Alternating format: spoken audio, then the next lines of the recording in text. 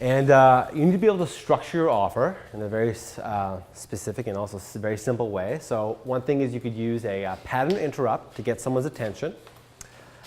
And the way that I structure offers is even whenever you're writing like email promos or whatever, I always just use this one simple formula. It's here's what I got, here's what it'll do for you, and here's what I want you to do next. Really simple. I didn't make this up. This just comes from like the online marketing world, right? So anytime you're putting together an offer, you want to structure it in the language of here's what I got, right? Here's what it's going to do for you, and then here's what to do next. Here's the action I want you to take. Again, sometimes when I'm writing emails to my subscribers, I'm writing promo emails even for our clients, I can write an entire email based on this structure. Here's what I got and explain what it is, right? Here's what it's going to do for you, talk about the benefits, right? And then here's what I want you to do next. I want you to click here to go and learn more, right? Or whatever it is. All right, any questions so far before we move forward? Yeah. I have 2 or 3 questions. I'll try to be real quick. All right.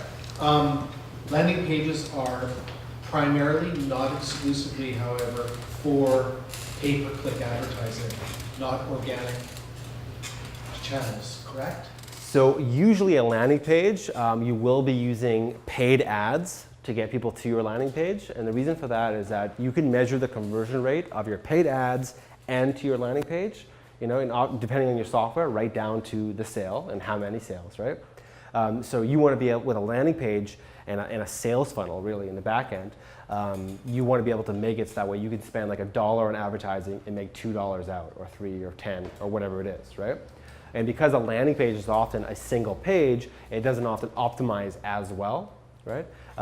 They will rank, and it does rank, and you'll notice that on my website, my landing pages do rank, but that's not really the purpose.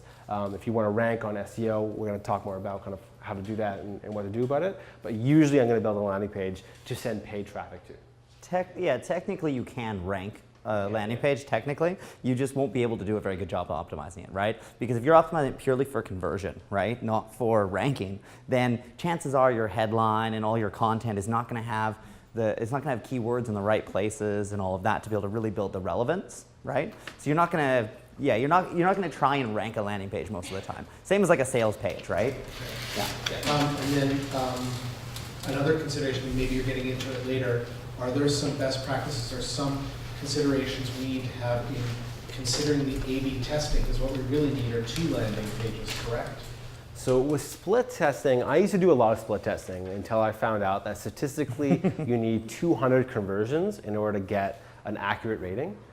And so unless you're getting a mass amount of traffic, you can do split testing, but it's almost kind of not worth it. Okay, so for a small business, somebody starting out and that's slowing you down, don't bother. Yeah, I'd recommend you start out with 1, right? Send a couple hundred, a few hundred clicks or so, right? And then just completely set up a second one that's so different, right? That's completely different. And then run some traffic to that and see whether or not you're getting you're either going to get like a way better or way worse chances are conversion, right? So you're going to have to do big swings as opposed to little tiny ones.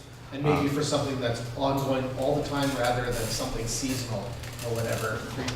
Yeah. Okay. And you're going to know pretty quick. Like if you're giving away something for free and you send 100 clicks, right? Chances are for that thing for free, you're looking at wanting to get 25 to 50% conversion. If you're getting 5 to 10%, just scrap that and do a whole different landing page, right? You'll know pretty quick. You just want to, yeah, if you're seeing the types of numbers you're expecting, really trying to A/B split test to make up an extra 5% conversion rate is going to take so much traffic, right? When you're a small business, yeah. Gotcha. What were the conversion rates that you were saying that you were shooting for? Oh, for like an opt-in for something free you're giving away? I usually go for 50% as my expectation. I can usually get 60 if I know the market pretty well, but you should see at least 25-30% or else you've done something wrong. I just realized, and Rob, I got to tell you because I forgot to. We got to repeat the questions, okay? Oh, okay. Just for the camera, yeah. Sorry. I'm telling myself and you. All right. Sorry. And the third question was about that opt-in, so we're not running the danger of spamming people. Any comments or best practices there? Just like of who, like, so the question is. So if we're gonna give away free, like a how-to guide or whatever, Yeah. what do we need to do so that we give them a chance to opt out there? So if you want to give away a free ebook, for example, how to give them a chance to opt out, so you'd want to be using an email software, something like MailChimp or Aweber or Infusionsoft, right? Then at the bottom of every email, there's a link to unsubscribe, Okay. right? So as long as they're opting in to get that, right? I think now in Canada you need the double opt-in, right? So they have to double opt-in, which means that they get a confirmation email that they do want that ebook, then they have to click that link, and then it would send it to them. Okay.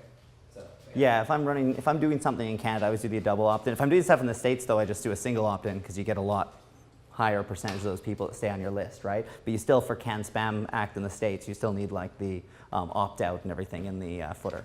Yeah.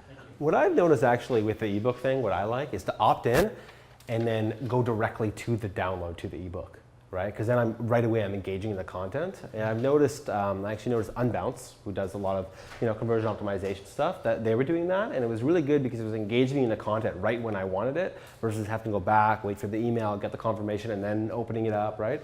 It's like if I get it, I'm going to love it. I'm going to make sure that I'm going back, and that that company's going to stay in my mind anyway. So that is what I would recommend: is that they opt in, and instead of getting a confirmation and then getting all that kind of stuff, get them to opt in and then give them the content. So you do that on like a double opt-in? You still send them directly to the thing they've So asked for? after somebody opts in, Yeah. then redirect them right away to the content. Okay, I do it slightly differently because my logic is I want them to do that double opt-in, right? So if I have a double opt-in, if I get them to opt in, I send them directly to what they asked for, and then I expect them to go back to their email and click, yes, I want the thing you were going to send me. Then I've already given it to them, right? They don't really need to confirm. So I'll send them from there, instead of going to a page that says, thank you, go check your email, right? I'll send them to a page that'll say something like, check your email in 10 minutes, it'll be there, click on the confirm link, and then I'll give them more content right there. So I'll have a video or I'll have something that's more content, or in a perfect world, something you're selling them on that page, right, would be the perfect world. And then they can go back, click that, go to that page to download. That's what I do. Yeah, but that's better, yeah. Yeah.